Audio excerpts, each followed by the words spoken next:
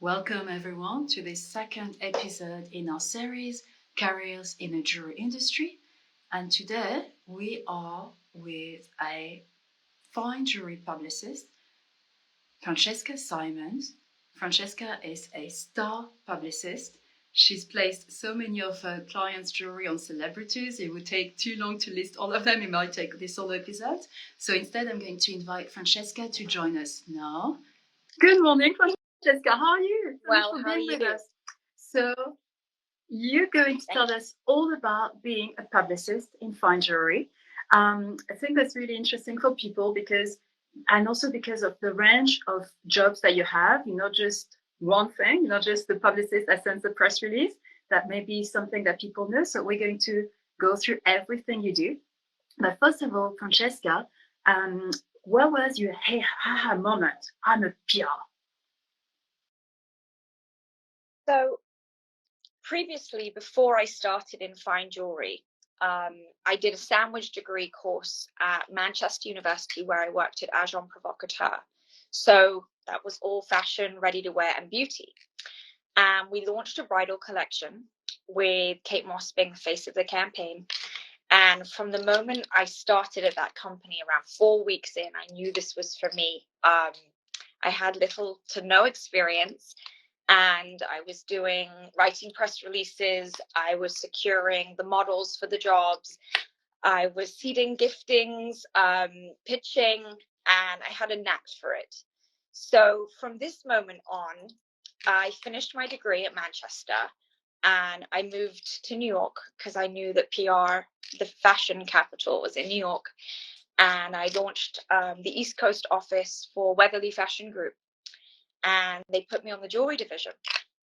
The first package of jewelry to arrive was Anita Co. And it was a very small collection of around 10 SKUs at the time, the Spike collection, and I will never forget it. I said, this jewelry is magnificent. Obviously, at that time, she was an emerging designer, so she was really small, but I saw the quality and the sparkles, and I just fell in love with Anita Co. jewelry. And kind of that was my aha moment into fine jewelry. And I knew she was going to be a star, and look at where she is fantastic today. Because you've been working with her like for years, and now she's obviously on a red carpet. She just won an award. I mean, the Gem Award. I mean, she's really one of these names that everybody knows and respects, and creates amazing jewelry. So she's a household name now. And absolutely. Tell me, so what are the key qualities to be a good PR? You said, you were Agent Provocateur, you knew you had a knack for it. So what are the specific qualities that you think you had, and that should be a general outlook for most publicists? Well, obviously, communication goes without saying. That's a given. But I would say a little bit of OCD. I have an obsessive compulsive disorder. So, everything is streamlined and ordered. It's in an order of a certain way that works for me. Obviously, every publicist is different and they have their own orders that make sense to them. Someone that really has great initiative, perseverance, tenacity, and just constant, persistent on what you believe in, what you know, and I'd say just being fast. That's another thing here where you have to really keep up with the needs and wants of clients, of editors, of stylists. You need to be really quick, ahead of everybody else. Quick response, because everybody needs everything yesterday. Yeah, there's deadlines constantly. So the more clients you have, the more deadlines there are, and it's coming from clients in Europe. You've got your clients in the US, New York, LA, the time zones. So it's really just being able to think and act quickly. First of all, if anyone in the audience that has joined us has questions, there's a little question box. You can put it in the comments, but you can also put it directly in the question. So I'll be sure to ask Francesca after we discuss a few more things. But what do you actually do? I mean, because, like we talk about the press, but you do so many other things. So I know you have so many hats. So tell us about these different hats that. What do we not do? Honestly, at this point, there's so much that goes into PR. in terms of consulting with clients, designs, trends, pricing at this point. I'm an extension of my clients for sure. So we feel that it's all, it's internal as such. I'm an extension of them. I want them to feel in-house to me. So it can be from writing the press releases, obviously. We do that day to day when there's collaborations and there's launches going on. We're shipping out packages of jewelry. We're tracking those shipments of jewelry. We're looking for press. We're clipping press. We're looking for new contacts to pitch to. Really name something, we do it. We're constantly looking at all the events that are going on in the US, in Europe, premieres, red carpet events, anything. It's really about what does the client need? What are they looking for? What is going on with that brand? And then let's react. So the team will sit together and go over, okay, this is what each client needs, and this is what we're going to do in order to execute that. So it really can be anything at all, from pitching to editorial to print to, celebrity seedings that they may need. It really depends on what they're looking for and sort of the press that they're trying to get covered and generate. And then we execute for them. That's great. I mean, I can say, because Francesca and I, we've been working together for a few years, that you're really efficient, to the point, and you always know your target audience, which is really a big thing for your client. You really serve your client in that way, because you know what to pitch and not to pitch as well. Exactly. I mean, every single client that we have is individual, and we cater to them, to their needs. No two clients are the same. And it's really important to make sure you can differentiate. This client needs this. This client does not need this. Some clients wholesale. Some clients do not wholesale. Okay, the clients that do not wholesale, there's no point working with trade because they're not wholesaling the collection. It's just knowing your target and being able to execute that and be efficient on how you do it. Along with, again, like we talked about, just that constant and clear communication. Today, someone who just really loves jewelry, really loves PR, really loves communicating, is thinking of that as a career. Well, how do you get started? Because you need a contact. You need first to get the clients. How do you start in a kind of in a niche market where you already have star PR such as yourself? You have a small agency, you have the big agencies. How could someone start today? I mean, they would need to definitely have enough experience to be able to start their own company, but you can start and launch with one brand. You just need one star player. I launched my company with Spinelli Kilcullen, which everyone is pretty familiar with now, and he was my bread and butter account, obviously my star, and I wouldn't be where I am today without him. And I think that's really what put me on the map. And that's how I managed to also expand my business into wholesale, is working together with Spinelli Kilcullen. Even though I headed up all the PR for him, that's where wholesale then came into it. Would it be tricky for someone to start in an agency and then to start on their own? Because there's always this fear that you're going to take the clients maybe from the agency you started with. Is it something that, obviously, you're not familiar because you started your own business, but what would you recommend to someone to do it, or it's a bit tricky? I mean, nowadays, most of the agencies, should you work with one, there'll be non-compete, so you wouldn't be able to take clients with you. And that's never a good way as well to get into this industry, where obviously it's a very small marketplace. Everybody knows everybody. And, that's not the step to take. You build your own relationships with jewelry designers after having enough experience in the jewelry marketplace. And then I think networking as well, finding new accounts on Instagram and doing your own market research. There's so many jewelry designers in the US, in the UK, obviously emerging brands, tons in Europe. You can find a brand and sign with them pretty easily, in the sense that there is enough brands to go around.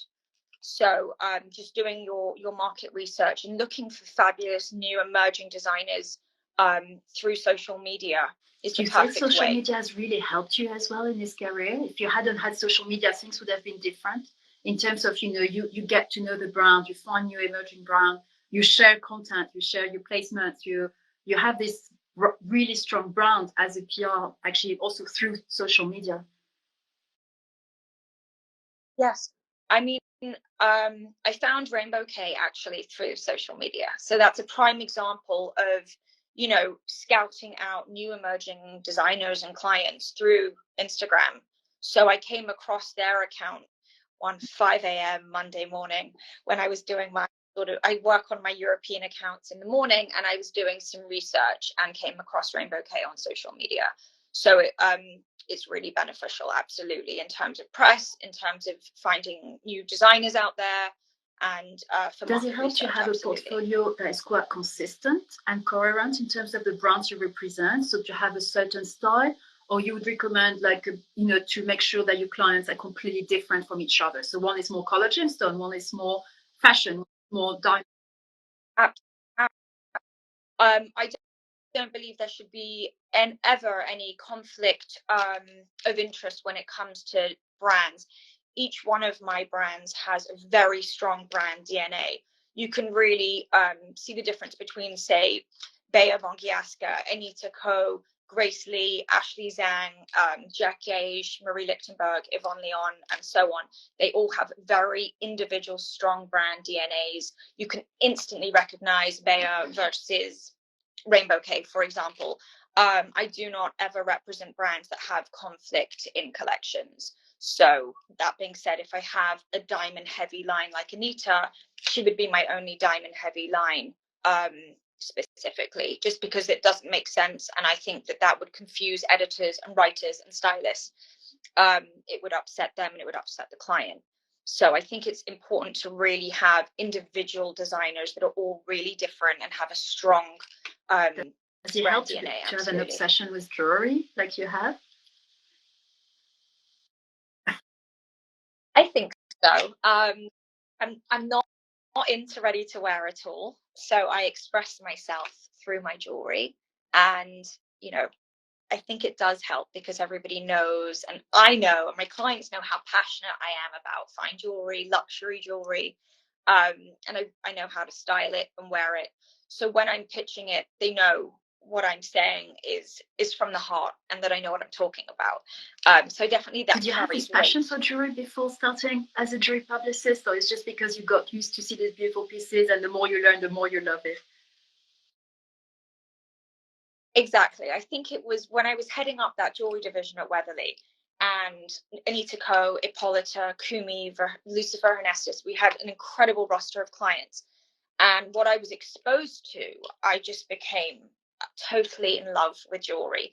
Obviously, Hippolyta had every single stone on turquoise and lapis, and I'm really giving myself that time to learn how to style and work with all different collections from Anita's diamonds and so on. So from that, I think that gave me a lot of versatility in what I'm working with and seeing all different collections, and no two brands are the same. And yeah, I really do think that from being at Weatherly with those individual clients, I was able to fall in love with jewelry.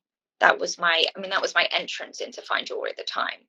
But yes, I've always had a passion for jewelry, and at a young age, was wearing a lot of earrings and chandelier earrings, and I did experiment quite a bit. But my true passion came when I moved to New York and I was put on that jewelry division. So it sounds all very glamorous and exciting. But tell us, what are the challenges? What is the dark side of jewelry PR? Or not so easy if it's not dark, but at least the challenges that you need to be prepared to face if you start in this industry. I think with the emerging designers, now more than ever, it is becoming a little bit more challenging because we're against now a lot of contracts. There's a lot of payment deals going on and sponsorships for red carpet and so on. This is something that we're really feeling more than ever. And we're up against the big houses in the world. So for emerging designers, when it comes to, say, red carpet events, that is a challenge that we do face. And I also think from a digital standpoint, where we're doing pitching for digital stories, shopping stories and slideshows and galleries, affiliates is definitely now more than ever, it can be a challenge.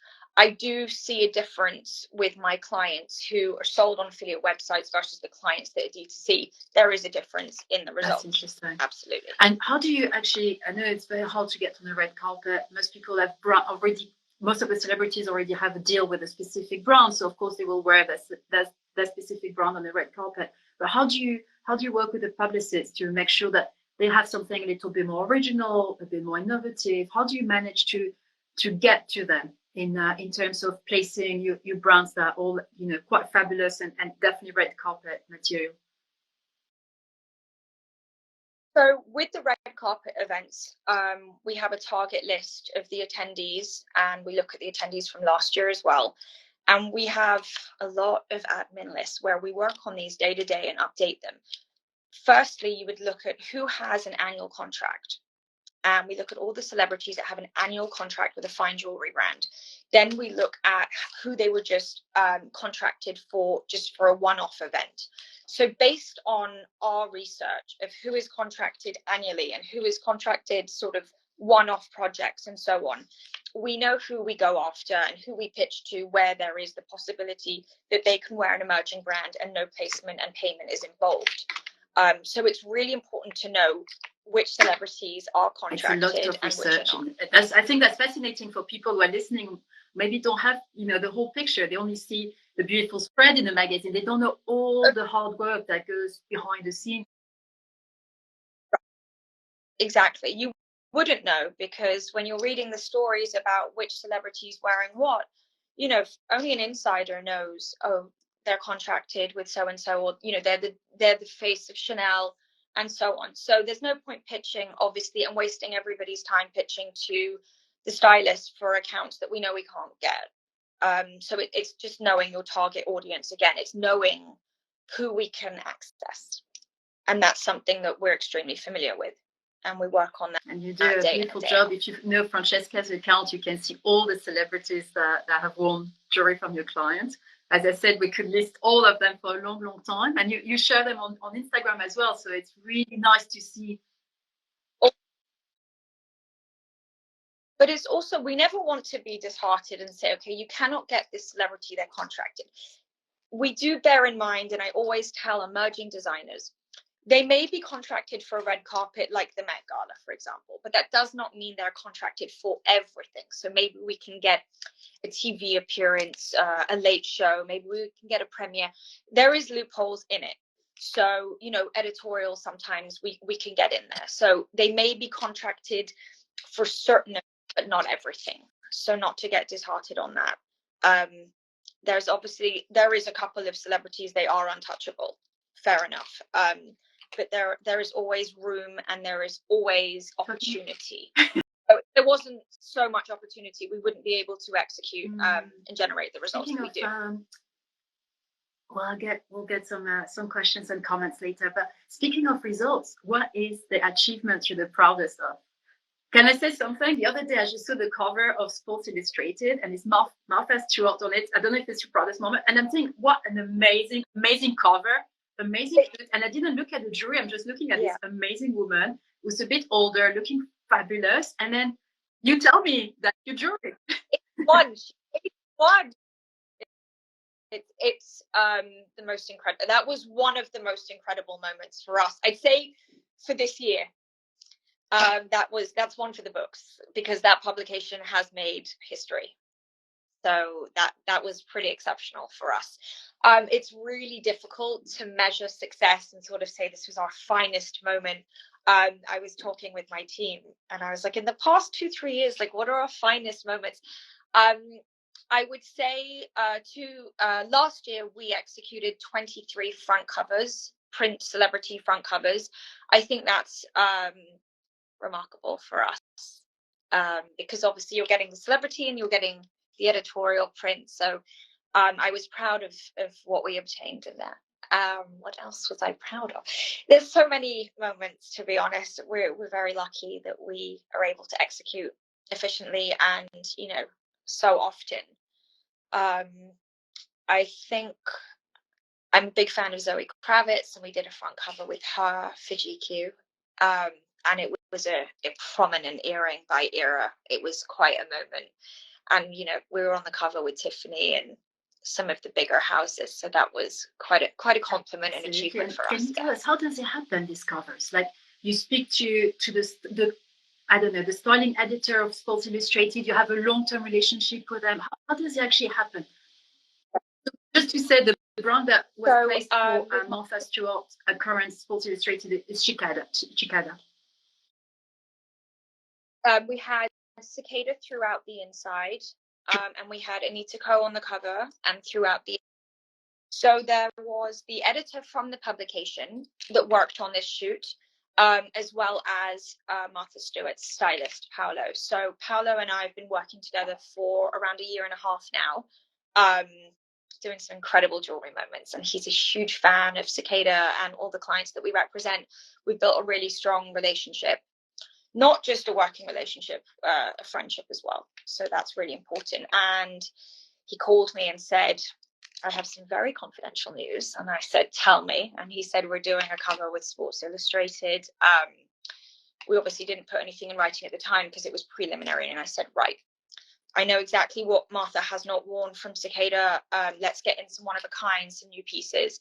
Got everything ready, and he came over. He pulled a selection of the jewelry. We spent some time together to go over looks and match up some pieces. And it was funny because he picked up the pieces and he left, and he was leaving the next morning. That night at around 9 o'clock, I said, Paolo, you don't have any hoops. You've pulled gorgeous one of kinds. We've got, you know, Anita Ko, we have the beautiful palm studs that she wore. We've got Zoe chokers. We have everything. There's not any hoops in there. I swear I had a premonition. I run into my safe. I pull out all the hoops that I have from Anita Ko. He sends an intern over at 10:30 at night, or whatever. And they use multiple pairs of the hoops in the shoot. And I just knew, I was like, she needs a hoop. Of course she needs a hoop. Have we not got a hoop in there? And so it's quite amazing because he's like, we shot these hoops from Anita. And I was like, I knew it.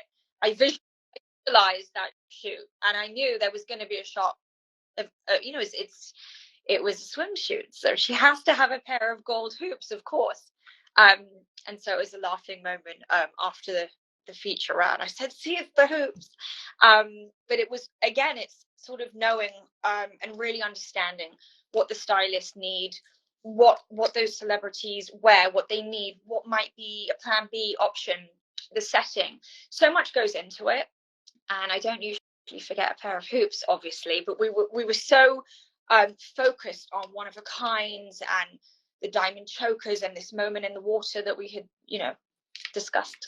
So the hoops sort of took a back seat on that shoot, and we made it happen and we executed seamlessly, and it was incredible. And it's a moment for us, definitely. I'm yet to post it on my feed.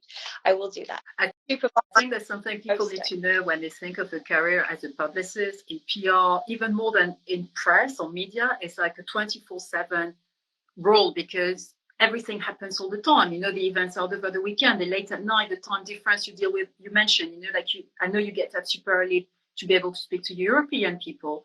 And, you know, 10 at night, 10 o'clock, you just realize this jewelry has to go. It doesn't matter how this jewelry has to reach your target. So that is quite something. And you need a lot of stamina, I think, for this. How do you do it all, Francesca? Because I know you're a powerhouse, but how do you keep up this crazy pace? I think I've learned that PR does not sleep. And my father says, you'll sleep when you're dead, Francesca. And I don't need a lot of sleep. And if I'm not quick to react to those requests, I lose the opportunity and they're going elsewhere. And I set a precedence that you can come to me. The answer is always yes, and I'm always going to make it happen. And that's sort of the reputation that I've built here, is that, yes, we can do it. Yes, we'll make it happen. The impossible, we can always execute, and you can come to us, and we're speedy, and sleep will come later. 5 of my accounts are based in Europe. So my day does start at 5:30, where we work on all the European communications. requests, follow up, discussing with the clients the needs, and then we go into our day. But of course, the day has to start around 5:30 for me in order to manage the European accounts. I know that's quite, and I know there's also international travel involved, or you go to Los Angeles when you need to. How do you balance it all? How do you choose, which places you need to be to at a certain time? I'm thinking of this young person or someone who maybe wants to career change, thinking, how can I do it? How do I need to map out my career plan? Right. I mean, based on your clients, in terms of events that they're doing and where the clients are located. So we have 8 accounts that will exhibit at the Vegas Couture Show. So we know always from June 1 we'll be in Vegas. Award season. If your clients are participating in award season, you do need to be in Los Angeles during that time. Whether you go there 2 weekends of that month in February or March, that's up to you. I don't think I travel that much. I would say maybe 6 times a year for work on average. Again, as I have a lot of clients that are European based, they show in Paris. So I do travel to Paris for Fashion Week as well. It's not required as such, but I think that it helps and benefits for sure. But yeah, I try to keep it to around 6 to 7 trips a year to make it manageable, because obviously I need to be with my team in New York. We have US clients as well. And, I also have my kids. So I do as much as I can do. And we just prioritize on which ones make the most sense, where we're going to see results, what benefits the clients. So there's something you've repeated a few times, is always thinking of the client's needs and the client's, that's all that matters. It's really what serving the client all the time. Yeah. Absolutely. That's what we're here for. We provide a service and we execute that service. And I just had a question, because I'm wondering about mentorship, because you started on your own, like you did everything quite organically by knowing what you wanted to know. How do you have any role models? Maybe not in this industry. How did you learn? Because you started young, and you started very young as an entrepreneur as well. So do you have any role models? Definitely my father, who is absolutely not in the fine jewelry world at all. My father, who launched his company when he was 23, is my mentor and definitely paved the way for me. He installed so much knowledge and implemented the rule of perseverance and persistence. And he would just always say to me, you will never be successful in doing something that you're not passionate about. And that drive that you have, you cannot be successful any other way. You have to love what you do. It's like a chef. If they don't enjoy cooking, they're not really going to be much of a chef. You have to have that love and that passion for it. And he would say to me a lot of the time, during the times when I'm stressed, sink or swim, what are you going to do? And it just always gives me that drive and that push that I need. And yes, he definitely paved the way for me. And obviously he manages his own company now. And so he understands growing pains of a small company, hiring, emerging clients. He works with a lot of business startup as well. So, he's knowledgeable, not from a fine jewelry aspect, but just, an emerging company that I'd launched, small, growing, and the growing pains that go with it. And he just manages to put a lot into perspective for me, because I'm quite an impulsive person, which many know. And he'll always sort of just give me that direction and calm me down and say, right, let's plan. He's a planner like me, and he just is able to put things into perspective in a way that I'm not always clear to be able to see at times of, panic and emergency and so on and so forth, because it can be overwhelming, juggling 10 clients, and you have your team and you have the kids, and being a single mother, it can be overwhelming at times. So you need someone that's able to support you. And he's always said to me, you can't just be that machine as well. You have to be personable. You have to show vulnerability. And that's another thing, and part of my business that I try to show, and he always says to me, just take it down a notch, and be you. That's beautiful. And actually, Francesca, is there kind of a support network within the publicist community? Sometimes on Instagram, I see that you hang out with other publicists. Is there because it's quite a competitive market, I'm sure, as well. So how do you manage this balance between, maybe sometimes working with other PRs on specific projects or just bouncing off ideas? Is that something that you feel there is this community for you? There is a small community, definitely, of publicists that have relationships with each other. Again, it's a very saturated market. There's only a handful of fine jewelry PR agencies in New York, for example. So yeah, definitely, I think it's important to support each other, to help each other, send each other contacts, make introductions for each other. I have obviously regularly brands come to me looking for representation. I'm at capacity and no longer taking any additional clients. So I would always connect another publicist with them and refer them. That's great for someone starting, and I guess also someone that that's nice to know. It's not completely closed up to new talents. Absolutely not. The world is your oyster. There is so much talent out there, and enough brands to go around for publicists.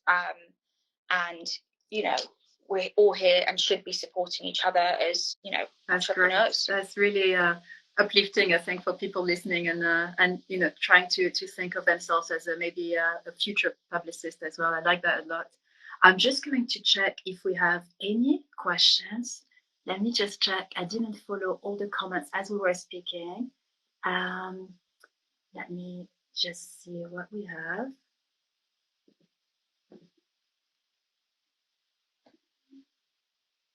Great. Someone asked, but I think you kind of answered it, but I think that'll be very nice for people maybe to have join us later. How do you choose the brands you work with? Most of them chose me, to be honest. I launched with Spinelli, who I'd been talking to for some time when I was in-house. And from Yves Spinelli, he introduced me to Vram. So a lot of the accounts have been referrals through my accounts my existing accounts. But I obviously have a very specific, I would say, aesthetic to the company of who I work with. So, for example, if I have an enamel brand, I'm not looking for another enamel brand. So that's really something that we're specific about here, is to avoid that overlap. So I think I try to just make sure that each brand I work with has a strong brand DNA and doesn't overlap with the other. But again, I think most of them were just referred to me. That's a great answer. A strong brand DNA. I think that's something that all jewelry brands need to have before launching properly to the world. Yeah, I think my company and the brands we have, have quite a look, and people come to me for emerging designers. Obviously, I have Anita Ko and Jackie Aish, who are household names, which the community is aware of, but I'm known for representing talented emerging designers in the US and That's in great. Europe. I like that a lot. And then there's more a question about the market. As you're an insider, do you see any challenges for fine jewelry to be? I guess the question is, I don't know if it in terms of to place with to place with editorial, or to in general for the market of fine jewelry. I mean, it's a saturated market, so I think when launching a collection, just to really stand out and be new, have new design ideas, and to be like no other. And those are the brands that I think succeed. I agree with that.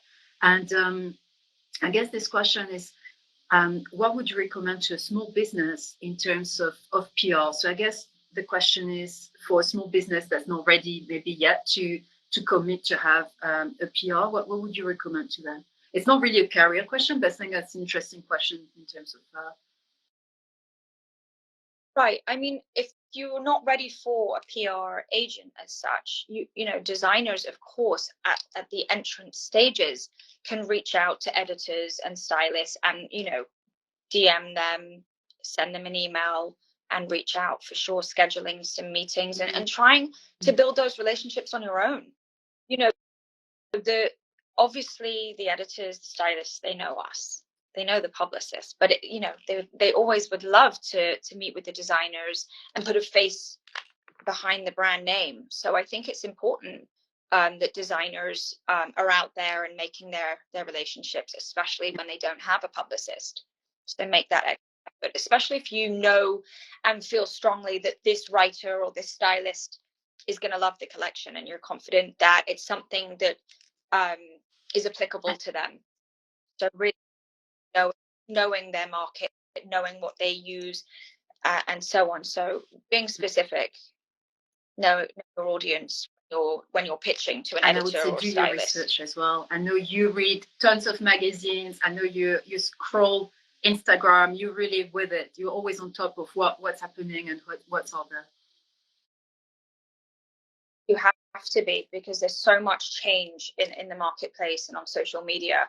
You have to be 5 steps ahead, otherwise you're going to sink. So constantly being in the know. I think we have someone who's just joined us to ask a question. What's one advice you can give to start a business as a PR? I think, as I'd mentioned before, to have one client, I think is a great way to start. All you need is one client. That's the best way to start, and that's how I started, with one brand, and start building those relationships with that brand and the editors. And all you need is a laptop. I didn't have anything. You don't need much. I started with Eva's. I had a laptop and a printer and my apartment, and the rest is history. But yeah, you just need one sort of bread and butter account that you know and believe in, and you see that they have a strong brand DNA and are going places. You have to really believe in that account, be passionate about that account. And I love it. I think that's a great way to close our live, to start with a bread and butter account and build. And you've built, like a really remarkable business, I think, and passion is a word that you use a lot, but, people who work with you know it's definitely the core of your business is passion and hard work and being really quick off your feet all the time. So thank you so much, Francesca. If people have more questions, I'm sure you'll be happy to reply to them in DM. You're very busy, but if they're question specific, you can also send them to Wrap Up All Jewelry Pro, and we'll ask Francesca and add it to the article that will come out with this recording. If you've joined us a bit later, the recording will be hosted on this channel in our Reels section. So it will be there, and also in the feed, and also on our YouTube channel. So you really have a few options to catch up with Francesca's advice. It was so insightful. Thank you so much. I think I've learned even, and I kind of thought I knew, but I think I've learned so much with you today, Francesca. Thank you for your time, and happy to answer any other questions. That was great. So, and watch out for our next episode in this series on careers in the jewelry industry. We're going to cover every single aspect of all the jobs that you can do in this really exciting industry. Once you're in, you want to share, and really thanks for your generosity today, Francesca, sharing all this with us. Of course. Thank you for your time, and thank you. Thanks everyone. Have a great day. Have a great day, Francesca in New York. Bye-bye.